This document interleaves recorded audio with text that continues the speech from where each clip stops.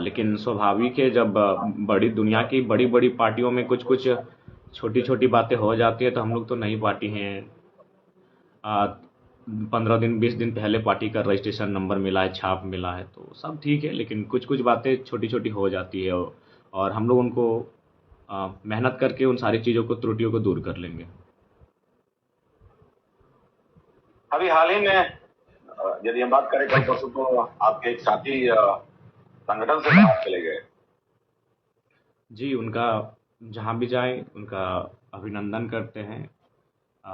वे सदैव खुश रहें, मंगलमय उनका जीवन रहे, अपने जहाँ भी रहे उन्नति करें और संघर्ष थोड़ा करें, क्योंकि संघर्ष करेंगे तो शायद उन्हें इस प्रकार के निर्णय जब दूसरी पार्टी में जाएंगे तो शायद निर्णय वो ना लेंगे।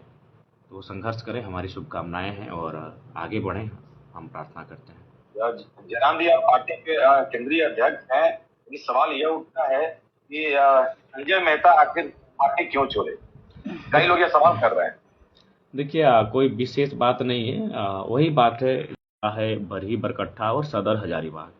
तो उन तीनों सीट में एक को आप प्रीफर कीजिए और जाके जहाँ आपको तैयारी, चूंकि आप 10 साल से तैयारी तो कर ही रहे थे, चूंकि आपने विधानसभा का चुनाव बरही से लड़ा ही था। तो फिर बोले माफ कीजिए, मांडू और रामगढ़ तो संभव नहीं लगता है। बस, और विशेष कुछ बात नहीं। उसके बाद उन्होंने आवेदन भी नहीं किया था ना, जैसे कि हम लोग प्रोटोकॉल है कि जो आवेदन करेगा वही प्रत्याशी बनेगा। तो उन्होंने आवेदन भी नहीं किया था, जबकि देवेंद्र जी बीमार थे, उन्होंने अपने पार्टी के लड़कों को भेजकर अपना फॉर्म लिया, फिर साइन करके दोबारा उनको जमा करने के लिए भेजे रांची से। तो उन्होंने आवेदन भी नहीं किया था। तो उसके लिए भी मैंने मीडिया में कहा था कि भाई जिन्होंने आवेदन नहीं किया है वो उन सीटों पे लड़ेंगे जिन सीटों पे आवेदन नहीं मिला है, और यदि वो अपनी मनपसंद सीट से लड़ेंगे तो फिर जिन्होंने आवेदन किया है उनसे एनओसी लेना होगा। तो संजय जी ने आवेदन भी नहीं किया था, तो ज़्यादा कुछ विशेष नहीं है। वही था कि वो मांडू और रामगढ़ से लड़ना चाहते थे और सामाजिक और भौगोलिक समीकरण से वो सीट उनके लिए फिट था नहीं, तो इसलिए मैंने उनको बरही बरकट्ठा और सदर 3 सीटों को चुनने के लिए कहा था। लेकिन जब मीडिया की माने तो कुछ चैनलों पे उन्होंने अपने कुछ शब्द जाहिर किए हुए हैं। देखिए, वो अपमान का वोट पीकर रहने से अच्छा है कि उससे संगठन से मैं खुद अलग कर लूं। देखिए, सबसे पहली बात है कौन सा अपमान भाई, जिस पार्टी ने आपको 700 वोट से सीधा 1.5 लाख तक जंप कराया वो सम्मान नहीं था। छोटी छोटी बहनें आपके कार्यक्रम में रात भर 9-11 बजे तक जागकर आपको तिलक लगाती थी, क्या वो सम्मान नहीं था? 80-85 साल की बूढ़ी दादी लोग अपने आंचल में अपना बाजार हाट से जो पैसा कमा के लाती थी, बचा के रखती थी, आपको चंदा के रूप में देती थी, क्या वो सम्मान नहीं था? आम आदमी पार्टी में आप थे, कितना सम्मान था आप बताइए। हमने तो आपको आपके लिए पलके बिछा दी, लोग दरी बिछाते हैं, हमने तो पलके बिछा दी। लोकसभा, पहला बात तो लोकसभा का चुनाव मेरा संगठन का कोई साथी नहीं चाहता था कि आदरणीय संजय जी लड़े, क्योंकि वो उन्होंने संगठन में नए नए आए थे। उनका कहना था कि अगर आपको कुशवाहा समाज से ही लड़ना तो रामगढ़ की भारती कुशवाहा को लड़ाइए, हजारीबाग के उदय मेहता जो जिला परिषद के चुनाव लड़ चुके हैं, जो छात्र नेता रहे हैं, उनको लड़ाइए। लेकिन मैंने कहा कि नहीं, ये पढ़े लिखे हैं, अच्छा बोलते हैं, इन्फ्लुएंट बात करते हैं तरकीब, तो मैंने अपनी जिद की थी। तो फिर पार्टी ने कहा चलिए पहला चुनाव है। लेकिन उसके लिए नहीं, क्या दिक्कत है, अब बड़ी बड़ी पार्टियों में चंपे जी चले गए, लोबिन जी चले गए, तो पार्टी मर थोड़ी गई है। मुझे मालूम है, मैंने अपने संघर्ष से खड़ा किया है। अभी मैं बेड पे हूँ और आपको इंटरव्यू दे रहा हूँ। विश्वास कीजिए, आज अभी मेरा 6 विधानसभा और 3 जिला में कार्यक्रम है। मैं केवल ब्रश भी करूंगा नहीं, कूला करके निकल जाऊंगा। मैंने गाड़ी में खाना भर दिया है, यानी मैं गाड़ी में बैठ के खाना खाऊंगा। देख सकते हैं मैं बेड पे हूँ, ये मेरा अभी मैं सो के नहीं उठा था। फिर लड़कों ने कहा कि नहीं, ऐसा भैया लाइव करना चाहते, देखिए हम सोया थे। अभी भी मेरी आंख को देखिए, मैंने पानी भी नहीं लगाया है, क्योंकि मैं बिल्कुल बिल्कुल, मैंने आपको लाइव से पहले कहा भी थोड़ा आंख पे पानी मार नहीं, तो मैं बनावटी नहीं हूँ, जो हूँ सबके सामने हूँ, जनता जैसा सोचती है। मैं कोई बनावटी नहीं हूँ, ना मैं कोई दिखावटी हूँ कि मैं कोट पहन के इंटरव्यू में आऊँ, ना मैं परफ्यूम लगा के आऊँ। मैं सो के उठा हूँ और सीधे बेड से ही इंटरव्यू में हूँ। मेरी आंखों से देख लीजिए, बस कि सिर्फ मैंने बाल को ऐसे किया है, बाल ऐसे था, मैंने बाल को ऐसे किया है। बारे में नहीं, अन्य नेताओं के बारे में भी उनकी वही सोच है, यानी जयराम महतो की सोच है।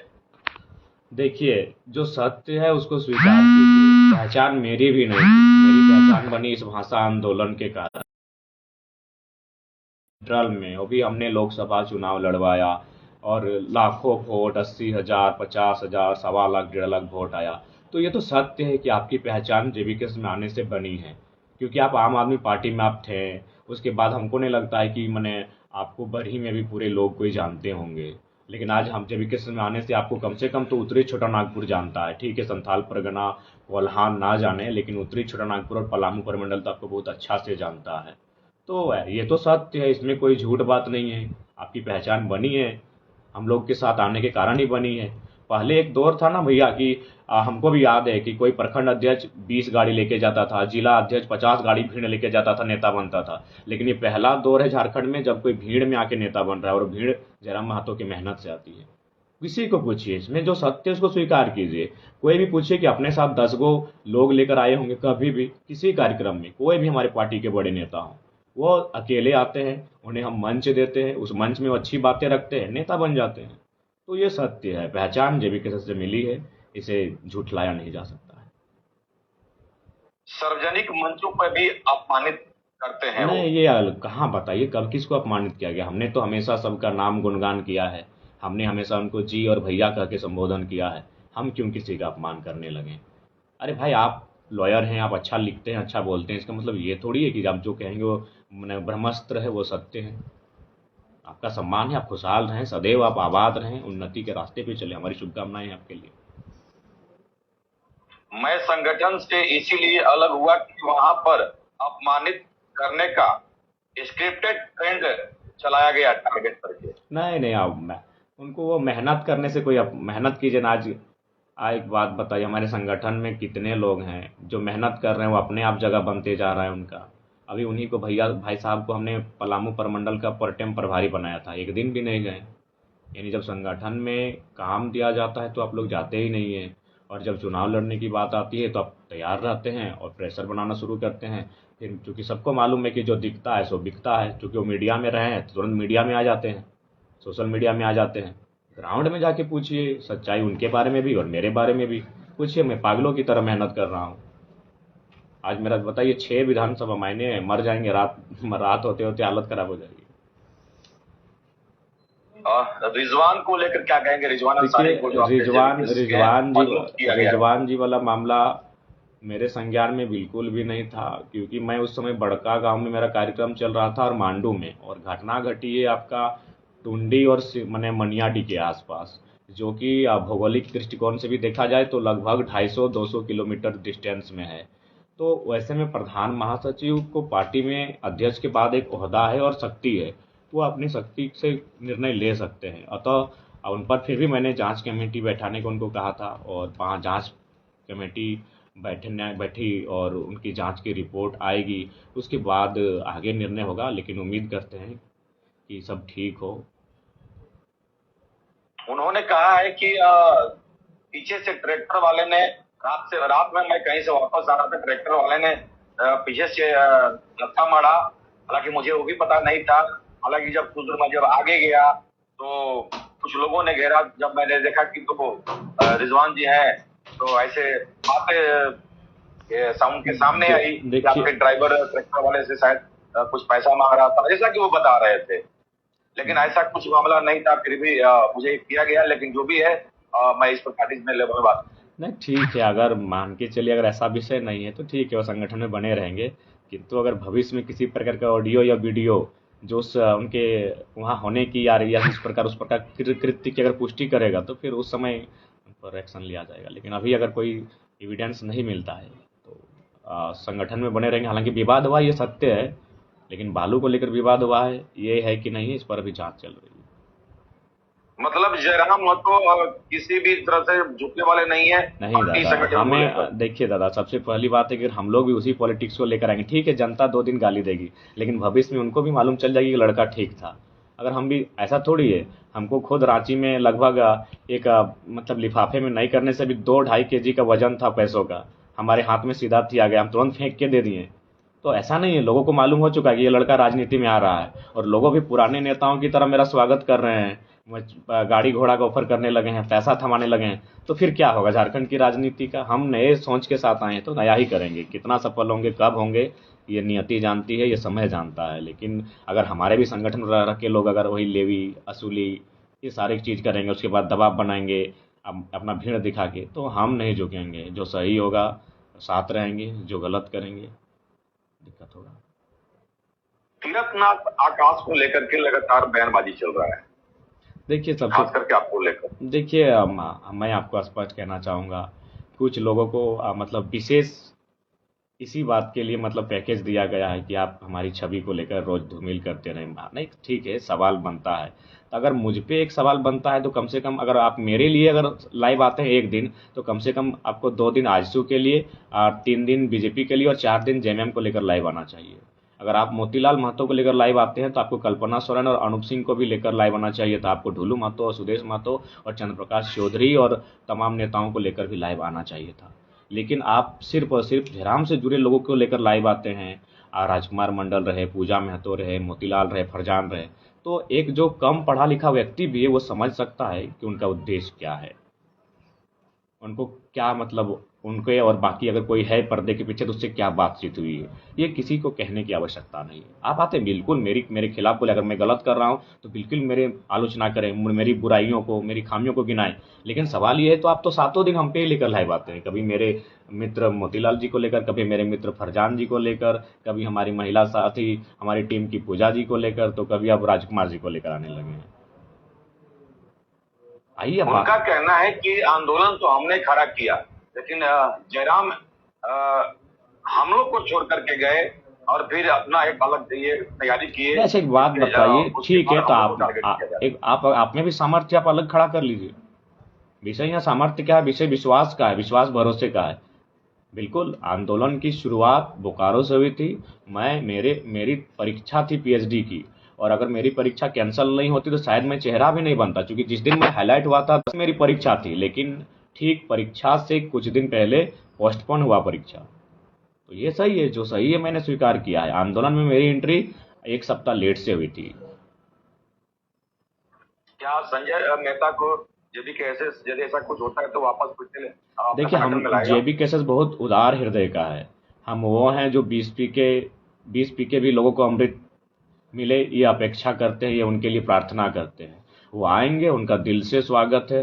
जो भी, चूंकि हम लोग विजन लेके चले हैं, हमें केवल 2024 का चुनाव नहीं लड़ना है, 29 भी लड़ना है, 34 भी लड़ना है, 39 भी लड़ना है और 44 भी लड़ना है। अगर वो आएंगे तो स्वागत है, लेकिन फिर वही कहेंगे, वो जहाँ से चुनाव लड़ेंगे वहाँ जिन्होंने फॉर्म भरा है उनसे एनओसी लेना होगा, या फिर उनको उधर जहाँ से आवेदन नहीं किया गया है चुनाव वे वहाँ से लड़ेंगे। और अगर आपको चुनाव अगर लड़ना है तो एनओसी लेना ही पड़ेगा, क्योंकि आवेदन दिया जा चुका है और आपने आवेदन दिया नहीं है।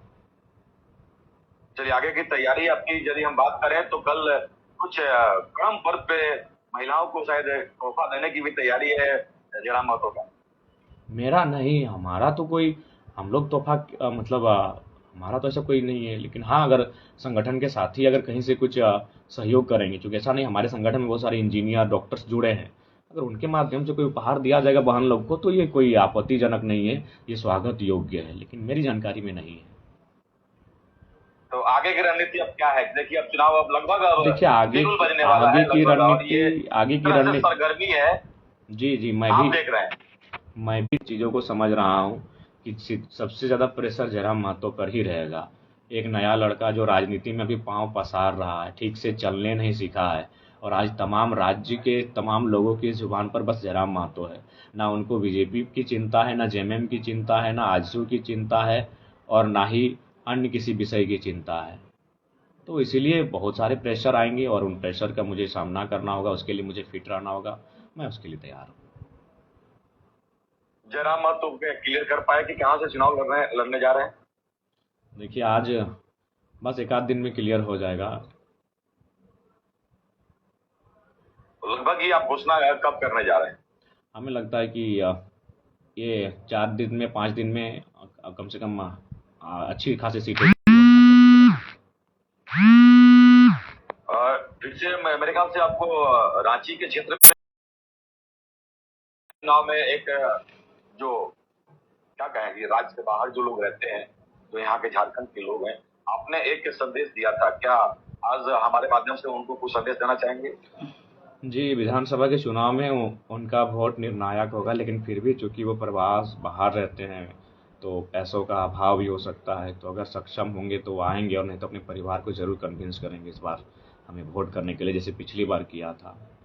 ऐसे हम तो चाहेंगे कि वो कम से कम विधानसभा के चुनाव में आएँ। वो समय मैंने दिवाली का समय होता है, दुर्गा पूजा का समय होता है, आपका हम लोग का सोहराय का समय होता है, तो शायद पर्व त्यौहार के बहाने अगर वो आ जाते हैं तो बढ़िया होगा, लेकिन फिर भी हम फोर्स नहीं करेंगे क्योंकि आखिर पैसा लगता है उनको आने जाने में। दो सवाल आपसे और लेंगे, ये तो हो गया मुद्दा आपका, लेकिन यदि हम बात करें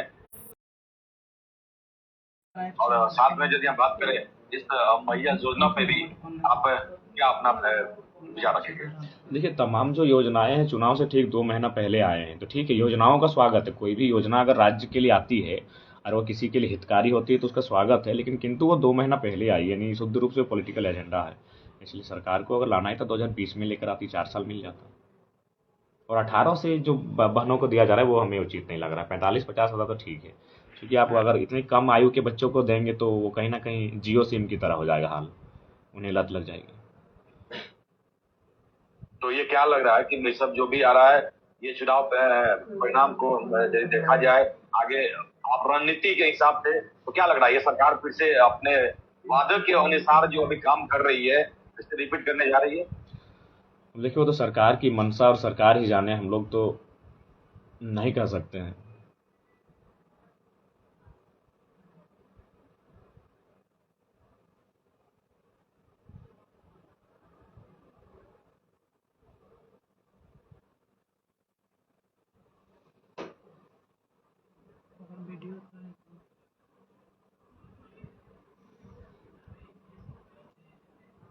शायद आपका नेटवर्क इश्यू हो गया या मेरा नेटवर्क इश्यू हो गया होगा।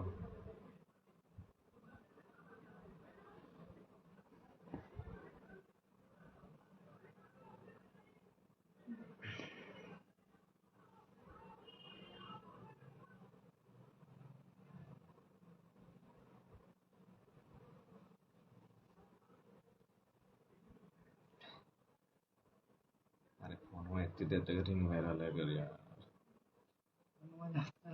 जब तक हटते नहीं, हाँ हट गया।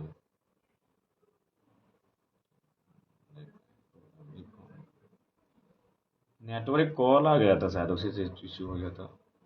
हेलो।